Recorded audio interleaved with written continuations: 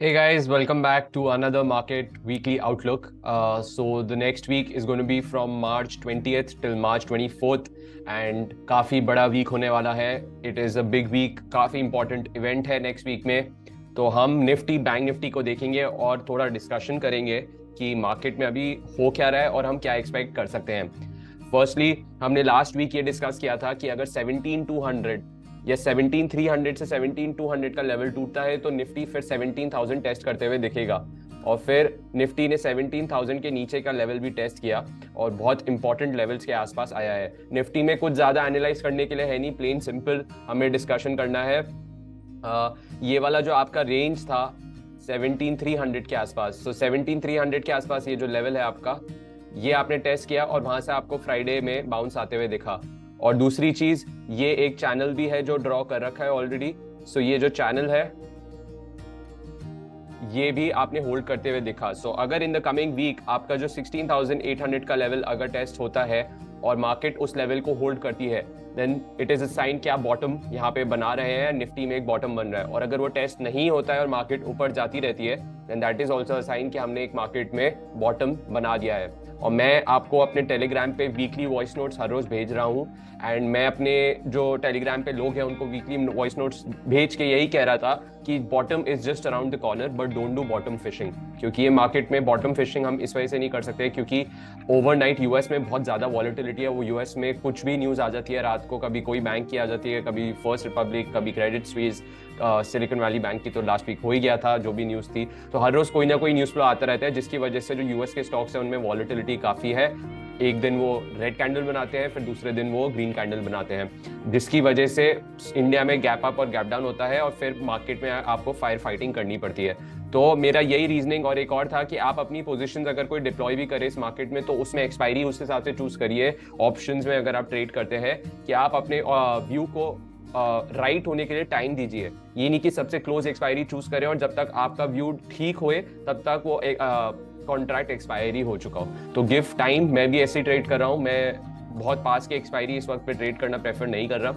So basically 16,800 is the level on Nifty. If that is held then यहाँ से हम upside देख सकते हैं. और अगर वो लेवल टूट जाता है देन ये मार्केट में फिर बहुत ही वीक मार्केट है फिर तो, क्योंकि उसके बाद मेरे को कई इंपॉर्टेंट लेवल नहीं दिख रहे. 16,500 16,400 लेवल भी फिर निफ्टी में टेस्ट होते हुए दिख सकता है. तो मेरे लिए सबसे इंपॉर्टेंट यही है कि 16,800 का लेवल होल्ड करे और ये लास्ट वीक होल्ड करते हुए देखा. और अगर ये होल्ड करता है तो फिर 17,225 इज द लेवल जहां पे शॉर्ट्स एंटर हो सकते हैं. और अगर उसके ऊपर जाए तो शॉर्ट्स को अपना स्टॉप लॉस बुक करके बुलिश हो जाना चाहिए और मार्केट वहां से बुलिश रिवर्सल हो जाएगा. तो 17,225 के ऊपर एक बुलिश रिवर्सल हो जाएगा और वहां पे आई थिंक शॉर्ट्स जो हैं उनके स्टॉप लॉसेस भी प्लेस्ड होंगे. तो वो एक और बार ट्राई करेंगे 17,225 के आसपास. बट वो अगर मार्केट उसके ऊपर चली जाती है तो शॉर्ट्स के स्टॉप लॉस हिट होंगे और वहां से आपको एक और अच्छा मूव ऊपर आते हुए दिखेगा. तो मेनली 2 लेवल्स पे हमें फोकस करना है, 16,800 और फिर अगर बाउंस आता है तो 17,225. 17,225 के ऊपर मार्केट बहुत बुलिश है. सो उसके ऊपर शॉर्ट में रहने में कोई फायदा नहीं है. सो 16,800 is the level which I will be looking at, जहां से बाउंस आया है. और हो सकता है कि आपको कल थोड़ी गैप डाउन ओपनिंग भी दिखे because of the down move in US market. तो फिर उसके बाद देखते हैं कि वो गैप डाउन के बाद मार्केट नीचे से ऊपर जाती है, नीचे ही सस्टेन करती है. अब उसके बाद सेकंड स्टॉक है हमारा सेकंड इंडेक्स जो हमें फोकस करना है वो है bank Nifty. So bank Nifty में लास्ट अभी जो फ्राइडे को एंड के 1 घंटे में जो बाइंग आई वहां पे मुझे लगता है कि काफी शॉर्ट्स पोजीशन कटी है. That is called short covering. So वहां पे एक शॉर्ट कवरिंग दिखी बिकॉज काफी फियर्स 1 घंटे का लास्ट 1 घंटे का मूव था. तो अब हमें क्या देखना है, ये पहली बात, ये डिस्कशन हुआ था लास्ट वीक कि ये लेवल अगर होल्ड करता है तो इट इज फाइन. 39,600 39,500 के ऊपर बैंक निफ्टी अगर रहता है तो बैंक निफ्टी इज फाइन. तो हमने क्या देखा कि बैंक निफ्टी 39,600 के ऊपर क्लोज हुआ, नीचे जरूर गया. बैंक निफ्टी 39,600 के नीचे भी गया, बैंक निफ्टी 39,000 के नीचे भी गया और लास्ट वीक का लो था 38,600 का. बट हमने जो फ्राइडे को मूव दिया है वो काफी अच्छा मूव था जिससे हमारी जो ब्रेकडाउन था वो नहीं हुआ. और ये जो विक्स बनती है ना, ये जो नीचे की ऐसे विक्स बनती हैं, दोज विक्स इंडिकेट कि यहाँ पे काफी स्ट्रॉन्ग बायर्स हैं.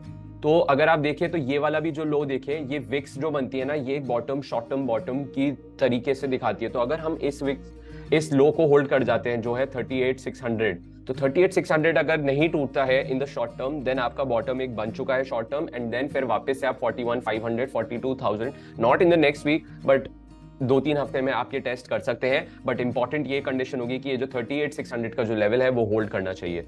बिकॉज आप देखिए जब भी बॉटम बनता है मार्केट में,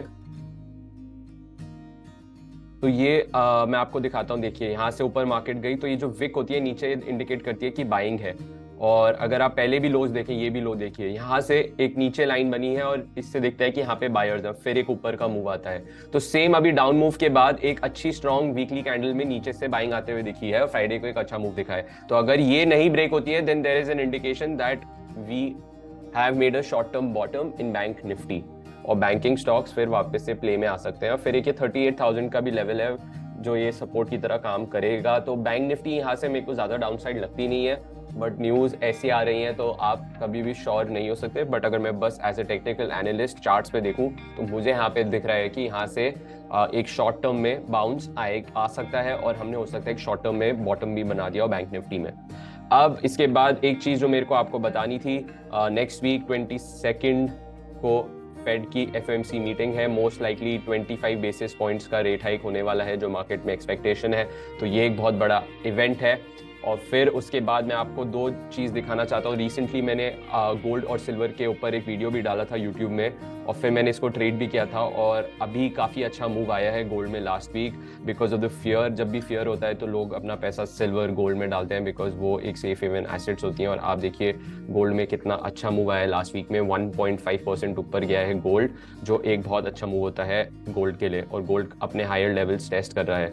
और अगर मैं सिल्वर और मैं इंडियन मार्केट में अगर प्राइस की बात करूं तो इंडियन मार्केट में भी MCX पे आपको 5.7% का मूव दिखा है लास्ट वीक में। सो हम करीब 56,000 से 59,300 टेस्ट करते हुए देखे हैं गोल्ड में।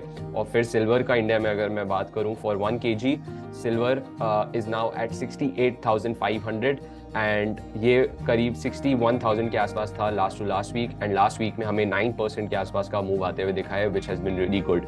सो आपको मेरे हिसाब से काफ़ी हेल्पफुल रहा होगा अगर आपने वो वीडियो देखा होगा। ये जो मूव आया है सिल्वर में वो काफ़ी अच्छा रहा है। मैं ये ज़रूर बोलूँगा कि यहाँ से मार्केट में वॉलेटिलिटी रहेगी। मार्केट में हमारा इंडिया विक्स भी फ्राइडे को डिप आते हुए देखा, बट वो काफ़ी वॉलेटाइल है, और इंडिया विक्स वॉलेटिलिटी दिखाता है और वॉलेटिलिटी काफ़ी है। यूएस में भी वॉलेटिलिटी है, और मेरे को लगता है स्टॉक्स में इतना बड़ा मूव नहीं आया है। वॉलेटाइल ज़रूर रही है, बट आपका नैस्डैक देखिए वो लास्ट वीक ग्रीन में क्लोज होते हुए दिखा है। S&P 500 भी वीक का लास्ट वीक में ग्रीन में क्लोज हुआ है। तो आप अगर कभी भी बॉन्ड्स के चार्ट देखें, अगर मैं आपको 10 ईयर यील्ड जो होती है 10 ईयर बॉन्ड का अगर मैं आपको चार्ट दिखाऊं,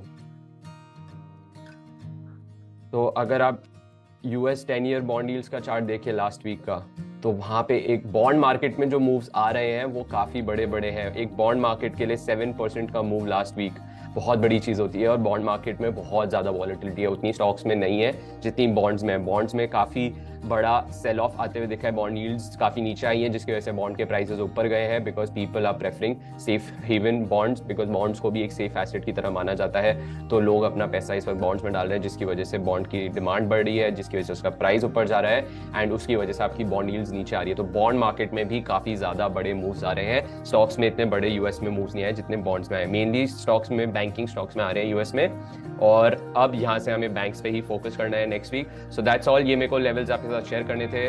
This was the whole analysis for this week. If you like this video, do hit the like button and also subscribe to the channel. See you in the upcoming videos.